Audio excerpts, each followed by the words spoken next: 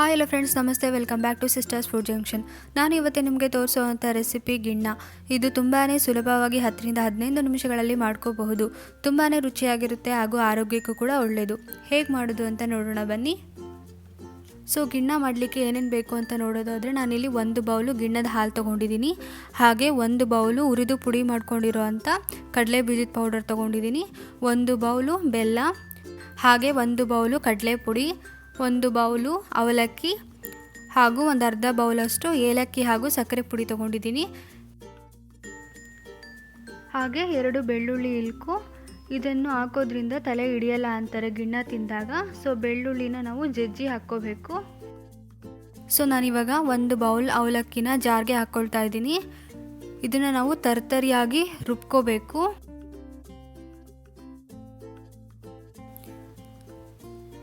ನೋಡಿ, ನಾನು ಅವಲಕ್ಕಿನ ರೆವೆ ರುಬ್ಕೊಂಡು ಬಂದಿದ್ದೀನಿ.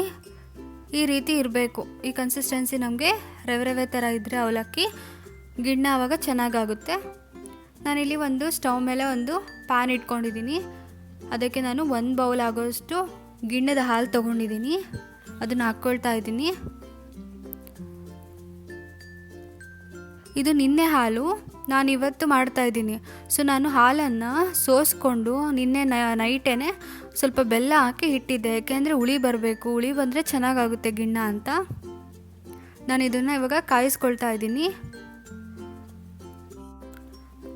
ಹಾಲನ್ನು ನಾವು ಚೆನ್ನಾಗಿ ಫಸ್ಟು ಕುದಿಸ್ಕೋಬೇಕು. ನೋಡಿ, ಇವಾಗಿದು ಚೆನ್ನಾಗಿ ಕುದೀತಾ ಇದೆ. ಇದಿನ್ನೂ ಚೆನ್ನಾಗಿ ಕಾದ್ಮೇಲೆ ನಾವು ಮಾಡ್ಕೊಂಡಿರೋವಂಥ ಪುಡಿಗಳನ್ನೆಲ್ಲ ಹಾಕ್ಕೋಬೇಕು. ಇದು ತಳ ಅಂಟ್ಕೊಂಡ್ಬಿಡುತ್ತೆ. ಸೊ ನಾವು ಅವಾಗವಾಗ ಕೈ ಆಡಿಸ್ತಾನೆ ಇರಬೇಕು, ತಿರುತಾನೆ ಇರಬೇಕು. ತಳ ಹಿಡಿದೇ ಇರೋ ಥರ ನಾವು ತಿರುತಾನೆ ಇರಬೇಕು. ನಾನಿವಾಗ ಇದಕ್ಕೆ ಜಜ್ಕೊಂಡಿರೋ ಅಂಥ 2 ಬೆಳ್ಳುಳ್ಳಿ ಹಾಕ್ಕೊಳ್ತಾ ಇದ್ದೀನಿ. ಇದು ರಸ ಬಿಡಬೇಕು ಅಂತ. ಈಗ ಒಂದು ಮೀಡಿಯಮ್ ಫ್ಲೇಮಲ್ಲಿ ನಾವು 3 ಮಿನಿಟ್ಸ್ ಇದನ್ನು ಬೇಯಿಸ್ಕೋಬೇಕಾಗುತ್ತೆ. ನೀಟಾಗಿ ತಿರುತಾನೆ ಇರಬೇಕು, ಇಲ್ಲಾಂದರೆ ತಳ ಹಿಡಿಯುತ್ತೆ. ಇದಕ್ಕೆ ನಾನು ಫಸ್ಟು ಅವಲಕ್ಕಿ ಪೌಡರ್ನ ಹಾಕ್ಕೊಳ್ತಾ ಇದ್ದೀನಿ ಅರ್ಧ. ಚೆನ್ನಾಗಿದು ಕುದ್ದು ಬೇಯಬೇಕು ಅಂತ.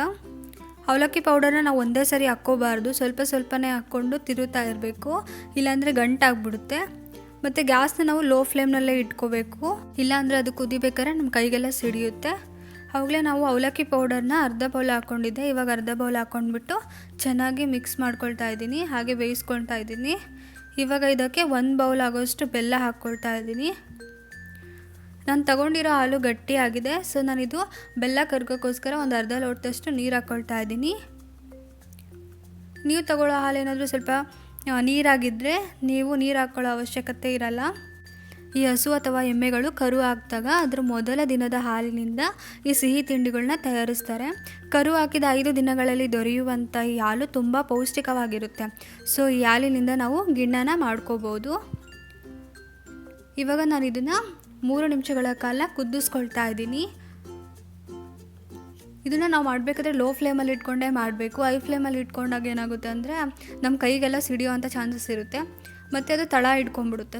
ಸೊ ಕಂಟಿನ್ಯೂಸ್ ಆಗಿ ನಾವು ತಿರುತಾನೆ ಇರಬೇಕು.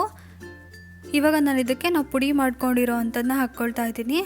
ಇದು ಕಡಲೆ ಬೀಜದ ಪುಡಿ ಅರ್ಧ ಬೌಲ್ ಹಾಕ್ಕೊಳ್ತಾ ಇದ್ದೀನಿ.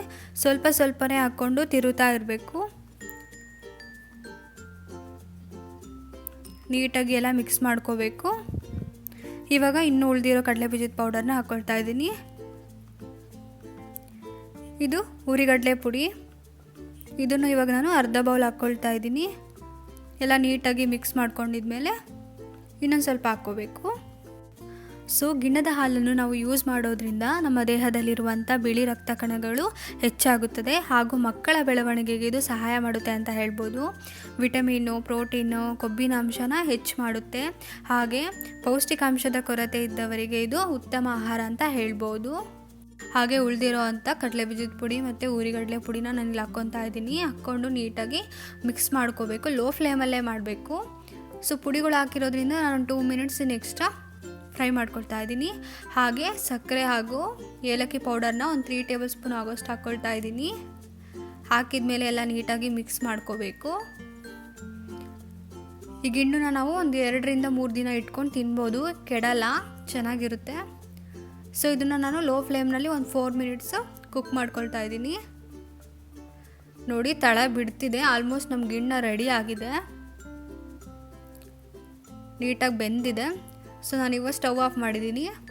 ಸೊ ಆಗಿರೋದನ್ನ ನಾನಿಲ್ಲಿ ಒಂದು ತಟ್ಟೆಗೆ ಹಾಕ್ಕೊಳ್ತಾ ಇದ್ದೀನಿ. ಇಲ್ಲಿ ನಾನು ತಟ್ಟೆಗೆ ತುಪ್ಪ ಹಚ್ಕೊಳ್ತಾ ಇದ್ದೀನಿ.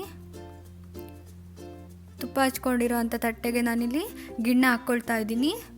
ನೀವು ಗಿಣ್ಣನ ಹಿಂಗೇನಾದರೂ ತಿನ್ಬೋದು, ಇಲ್ಲ ತಟ್ಟೆಗೆ ಹಾಕ್ಕೊಂಡ್ಬಿಟ್ಟು ತಣ್ಣಗಾದ್ಮೇಲೆ ನಿಮ್ಗೆ ಯಾವ ಶೇಪ್ ಬೇಕೋ ಆ ಶೇಪಲ್ಲಿ ಕಟ್ ಮಾಡ್ಕೊಂಡಾದರೂ ತಿನ್ಬೋದು.